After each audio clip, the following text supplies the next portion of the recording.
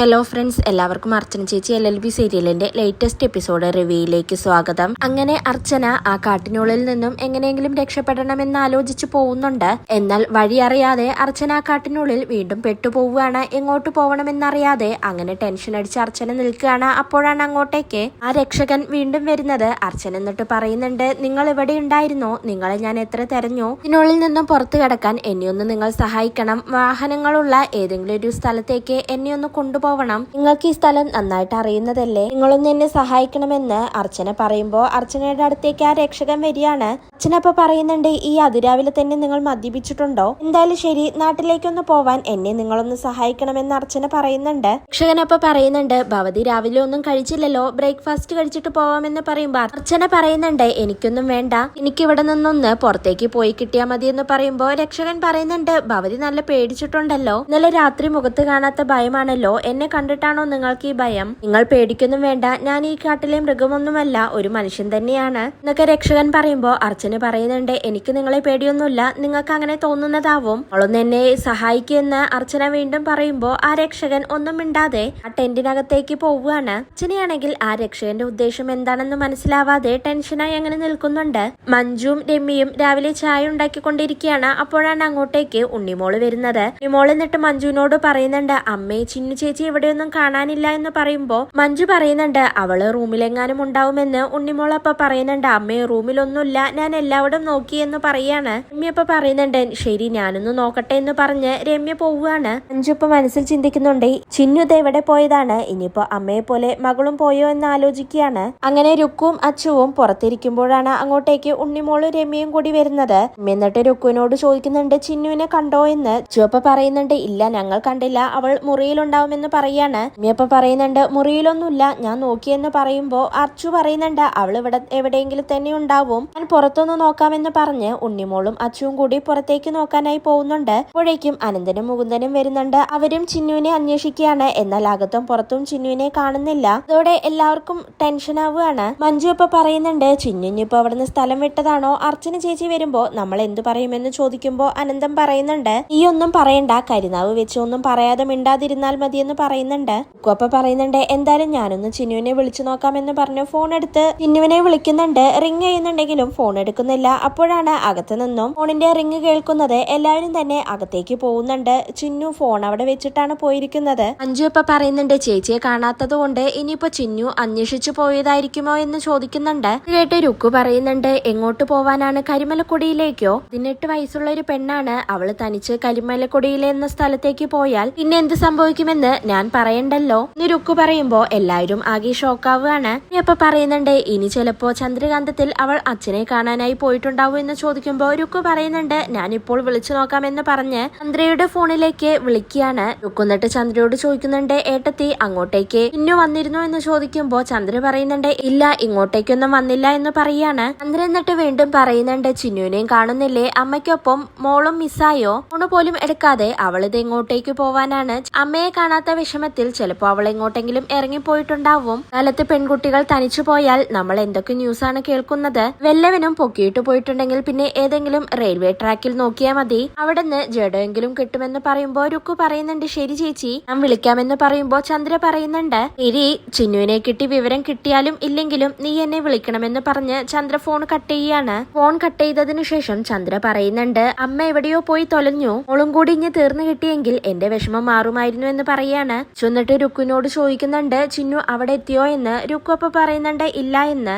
അനന്തനപ്പൊ ചോദിക്കുന്നുണ്ട്, ഇനി നമ്മൾ എവിടെ അന്വേഷിക്കാനാണ്, അവൾ എങ്ങോട്ടായിരിക്കും പോയിരിക്കുന്നത് എന്നൊക്കെ പറയുന്നുണ്ട്. അപ്പൊ തന്നെ രമ്യ വേഗം ഫോൺ എടുത്ത് ചിന്നുവിന്റെ ഫ്രണ്ടിനെ വിളിച്ചു നോക്കുന്നുണ്ട്. എന്നാൽ അവിടെയും ചിന്നു പോയിട്ടില്ല. മഞ്ജു അപ്പൊ പറയുന്നുണ്ട്, അവൾക്കൊക്കെ ഒന്ന് പോകുകയാണെങ്കിൽ പറഞ്ഞിട്ട് പോയിക്കൂടെ, മെയ് മോളെയും ഇനി കാണാനില്ലെന്ന് പറഞ്ഞാൽ നാട്ടുകാരെന്തൊക്കെ കഥകളാവും ഉണ്ടാക്കുന്നത് എന്ന് മഞ്ജു പറയുമ്പോ അനന്തം പറയുന്നുണ്ട്, നാട്ടുകാർ എന്ത് വേണമെങ്കിലും പറഞ്ഞോട്ടെ, പക്ഷെ അതാലോചിച്ച് നീ തല പുകയ്ക്കണ്ട എന്ന് പറയാണ്. അപ്പൊ പറയുന്നുണ്ട്, നിങ്ങൾ സംസാരിച്ച് സമയം വൈകിക്കാതെ ചിന്നുവിനെ പോയി അന്വേഷിക്കുക എന്ന് പറയാണ്. ഇപ്പൊ പറയുന്നുണ്ട്, ഏട്ടാ ചിന്നു ചേച്ചി അന്വേഷിച്ചു പോയതാണെങ്കിൽ അധിക ദൂരൊന്നും പോയിട്ടുണ്ടാവില്ല, നമുക്ക് ഇപ്പൊ തന്നെ ഒന്ന് പോയി നോക്കാമെന്ന് പറഞ്ഞ അനന്തനും മുകുന്ദനും അച്ചുവും കൂടി അവിടെ നിന്ന് ചിന്നുവിനെ അന്വേഷിച്ചു പോവുകയാണ്. അഞ്ചു ഇപ്പൊ പറയുന്നുണ്ട്, ചിന്നു ഇറങ്ങിപ്പോയതിനു ശേഷം കുറ്റം മൊത്തം നമുക്കാന്ന് പറയുമ്പോ രുക്കു പറയാണ്, മെയ് മകളും കാരണം നമ്മളെല്ലാം നാറുന്ന ലക്ഷണമുണ്ട്. രുക്കു പറയുമ്പോ മഞ്ജു ചോദിക്കുന്നുണ്ട്, ചിന്നുവിന് ബോയ് ഫ്രണ്ട്സ് ആരെങ്കിലും ഉണ്ടോ എന്ന്. രുക്കു അപ്പൊ പറയാണ് ഇപ്പൊ കോളേജിൽ പോയി തുടങ്ങിയതല്ലേ ഉള്ളൂ, ബോയ് ഫ്രണ്ടിന്റെ കൂടെ പോവാനുള്ള ധൈര്യമൊക്കെ ആയോ, പിന്നെ വല്ലതും ഇനിയാണെങ്കിൽ അമ്പാട്ട് വീട്ടുകാര് തലയിൽ മുണ്ടിട്ട് നടക്കേണ്ടി വരും എന്നൊക്കെ രുക്കു പരിഹസിച്ചുകൊണ്ട് പറയാണ്. ഇത് കേട്ട് മഞ്ജു പറയുന്നുണ്ട്, അർച്ചന ചേച്ചിയോ ഇവരുടെ കാര്യം ആലോചിച്ചിട്ടാണ് എനിക്ക് ഒരു പിടി കിട്ടാത്തത് എന്ന് പറയുമ്പോ രമ്യക്ക് ദേഷ്യം വരികയാണ്. നിങ്ങളൊന്നും മിണ്ടാതിരിക്കുവോ, ഞാണ് ആവശ്യമില്ലാത്ത കാര്യങ്ങൾ പറയുന്നത്, സത്യം എന്താന്ന് നമുക്കറിയില്ലല്ലോ, അറിഞ്ഞിട്ട് പോരെ ഈ വിചാരണ എന്ന് പറഞ്ഞുകൊണ്ട് രമ്യ അകത്തേക്ക് പോവുകയാണ്. ജിയപ്പ രുക്കുവിനോട് പറയുന്നുണ്ട്, നമ്മൾ പറഞ്ഞതൊന്നും അവൾക്ക് ഇഷ്ടപ്പെട്ടിട്ടില്ല, അത് പറഞ്ഞ് നമുക്ക് പറയാതിരിക്കാൻ പറ്റുമോ എന്ന് ചോദിക്കുകയാണ്.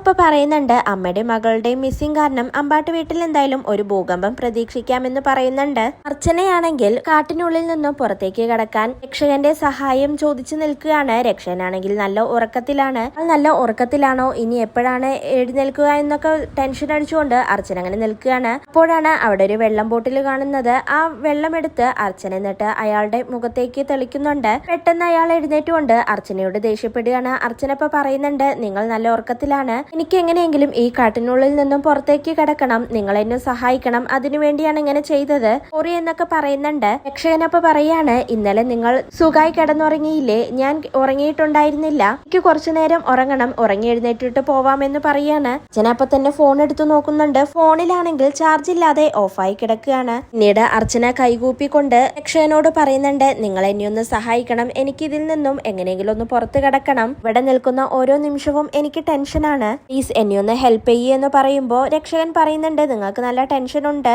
എനിക്കറിയാം എന്ന് പറഞ്ഞുകൊണ്ട് രക്ഷകന്റെ ഒരു ബാഗ് എടുത്ത് അതിൽ നിന്നും ഒരു ബുക്ക് എടുത്ത് അർച്ചനയ്ക്ക് കൊടുക്കുകയാണ്. എന്നിട്ട് പറയുന്നുണ്ട്, ഇത് വായിച്ചോളൂ, നിങ്ങളുടെ ടെൻഷൻ എല്ലാം മാറുമെന്ന് പറയാണ്. വീണ്ടും അയാൾ ഉറങ്ങാനായി പോവുകയാണ്. കൊട്ടാരത്തിലെ സിംഹം എന്ന JK എന്ന ആൾ എഴുതിയ ഒരു ബുക്കാണ് ആ രക്ഷകൻ അർച്ചനയ്ക്ക് വായിക്കാനായി കൊടുത്തത്. JK എന്ന പേര് കണ്ട് അർച്ചന, JKയുടെ ബുക്കുകൾ വായിക്കുന്ന ആളാണോ ഇയാള്, എന്നിട്ട് എന്താണ് ഇയാള് ഇങ്ങനെയായി പോയതെന്നൊക്കെ പറയുന്നുണ്ട്. വീണ്ടും അർച്ചന പേടിയോടെ പറയുന്നുണ്ട്, ഇവിടെ നിന്നും ഞാൻ എങ്ങനെ രക്ഷപ്പെടാനാണ്, നുമോളും എന്റെ അനിയന്മാരും എന്നെ കാണാതെ വിഷമിക്കുകയായിരിക്കുമെന്നൊക്കെ പറയുന്നുണ്ട്. ചിന്നുവാണെങ്കിൽ ഒരു മുരുകന്റെ അമ്പലത്തിൽ പോയി കരഞ്ഞുകൊണ്ട് അങ്ങനെ പ്രാർത്ഥിക്കുകയാണ്. കരഞ്ഞുകൊണ്ടിരിക്കുന്ന ചിന്നുവിനോട് പോയി പൂജാരി ചോദിക്കുന്നുണ്ട്, ഇതേതാണ് കുട്ടി, ഇതിനു മുന്നേ ഇവിടെ കണ്ടിട്ടില്ലല്ലോ, കൂടെ വന്ന ആരെങ്കിലും കാണാതെ ആയോ എന്ന് ചോദിക്കുമ്പോ ചിന്നു പറയുന്നുണ്ട്, ഈ അമ്മയെ കാണാനില്ല, അമ്മ ഒരിടത്തേക്ക് പോയതാണ്, ഇതുവരെ തിരിച്ചു വന്നില്ല, ഫോണിൽ വിളിച്ചിട്ടും കിട്ടുന്നില്ല, എന്റെ അമ്മയ്ക്ക് എന്തു പറ്റിയെന്നറിയാതെ എന്റെ അമ്മയ്ക്ക് വേണ്ടി പ്രാർത്ഥിക്കാൻ വേണ്ടി ഞാൻ ഇങ്ങോട്ടേക്ക് വന്നതാണ്, ഇവിടെ വന്ന് പ്രാർത്ഥിച്ചാൽ മുരുകസ്വാമി എന്റെ അമ്മയെ കണ്ടെത്തി തരുമെന്ന് ഒരാൾ എന്നോട് പറഞ്ഞു, അതുകൊണ്ടാണ് ഞാൻ ഇങ്ങോട്ടേക്ക് വന്നതെന്ന് ചിന്നു കരഞ്ഞുകൊണ്ട് പറയാണ്. പൂജാരി അപ്പൊ പറയുന്നുണ്ട്, കുട്ടി വിഷമിക്കാതെ മുരുകനെ നല്ലോണം പ്രാർത്ഥിച്ചോളൂ, മുരുകൻ അമ്മയെ കണ്ടെത്തി തരുമെന്ന് പറയാണ്. ചിന്നു അപ്പൊ ചോദിക്കുന്നുണ്ട്, ഇവിടുത്തെ പ്രധാന വഴിപാട് എന്താണ് തിരുമേനി എന്ന് ചോദിക്കുമ്പോ ആ തിരുമേനി പറയുന്നുണ്ട്, കർപ്പൂര ദീപ പ്രദക്ഷിണമാണ് ഏറ്റവും പ്രധാന വഴിപാട്, പക്ഷെ ആ വഴിപാട് ചെയ്യാൻ കുട്ടിയെ കൊണ്ട് കഴിയുമെന്ന് തോന്നുന്നില്ല, ഒരു നിസാര വഴിപാടല്ല, തലേ ദിവസം സന്ധ്യാദീപം കൊളുത്തിയതിനു ശേഷം ഉണ്ണാവ്രതം എടുക്കണം, എങ്കിൽ മാത്രമേ ആ വഴിപാട് ചെയ്യാനാവൂ എന്ന് തിരുമേനി പറയുമ്പോ ചിന്നു പറയുന്നുണ്ട്, ഇന്നലെ സന്ധ്യാദീപം കൊളുത്തിയത് മുതൽ ഞാൻ ഒരു തുള്ളി വെള്ളം പോലും കുടിച്ചിട്ടില്ല, പിന്നെ എനിക്ക് ആ വഴിപാട് ചെയ്യാമല്ലോ എന്ന് പറയാണ്. തിരുമേനി അപ്പൊ പറയുന്നുണ്ട്, എന്നാലും അത് വേണോ കുട്ടി എന്ന് ചോദിക്കുമ്പോ ചിന്നു പറയുന്നുണ്ട്, അത് വേണം, അമ്മയ്ക്ക് ഒരു ആപത്തും ഇല്ലാതെ തിരിച്ചു വരാൻ വേണ്ടിയാണ് ഞാൻ ഇത് ചെയ്യുന്നത്, എന്റെ അമ്മയ്ക്ക് ഇതെല്ലാം ചെയ്യാൻ ഞാൻ മാത്രമേ ഉള്ളൂ, ഇത് ചെയ്യണമെന്ന് പറയുമ്പോ തിരുമേനി ചിന്നുവിനെ വിളിച്ച് ശരി എന്നാ വരൂ എന്ന് പറഞ്ഞ് വിളിച്ചുകൊണ്ട് പോവുകയാണ്. ചിന്നു ആണെങ്കിൽ മുരുകനോട്, ഈശ്വര എന്റെ അമ്മയെ രക്ഷിക്കണേ എന്ന് പറഞ്ഞുകൊണ്ട് ആ വഴിപാട് ചെയ്യാനായി പോവുകയാണ്. ഇതോടെയാണ് ഇന്നത്തെ എപ്പിസോഡ് അവസാനിക്കുന്നത്.